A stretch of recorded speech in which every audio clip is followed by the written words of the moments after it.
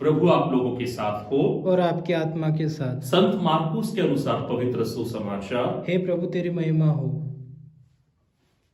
उन्होंने ईसा के पास कुछ फरीसी और हेरोदियों को भेजा जिससे वे उन्हें उनकी अपनी बातों में फंसा सके। वे आकर उनसे बोले, गुरुवर, हम यह जानते हैं कि आप सत्य बोलते हैं और किसी की परवाह नहीं करते।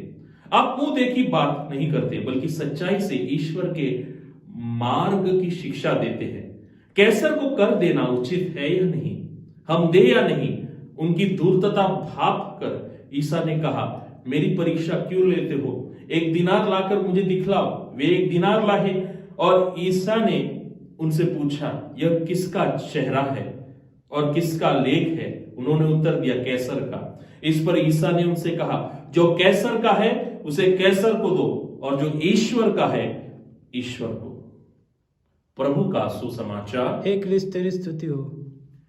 क्रिस्त में मेरे प्रिय भाई और बहनों, आज का सुसमाचार स्पष्ट करता है कि उनकी धूर्तता बात कर ईसा ने कहा, मेरी परीक्षा क्यों लेते हो? धूर्तता, जिसे हम इंग्लिश में, अंग्रेजी भाषा में कहते हैं हिपोक्रेसी, और इसका ग्रीक तुल्यांक है हिपोक्रिता।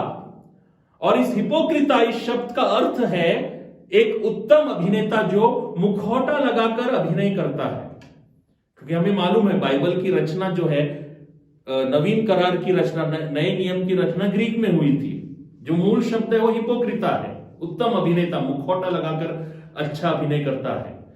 यीशु के समय जो नुक्कड़ नाटक हुआ करते थे गली गली में, और लोग जो थे, अभिनेता जो थे, मुखौटा लगाकर उत्तम अभिनय प्रदर्शित करते थे। मेरे प्रिय भाई और बहनों, कभी कभी हम भी मुखौटा धारण करते हैं। हमारी आध्यात्मिकता हमारे कृत्यों द्वारा, हमारी बोलचाल द्वारा प्रकट नहीं होती। हमारे विचार बुरे होते हैं और हम अपने कृत्य भी कभी कभी बुरे करते हैं। हमारे मन में कुछ और रहता है और बोल में कुछ और। इसे हम आध्यात्मिक परिपक्वता नहीं कह सकते। तो इसीलिए आध्यात्मिक परिपक्वता के मार्ग में हम लौट कर आए। आमीन।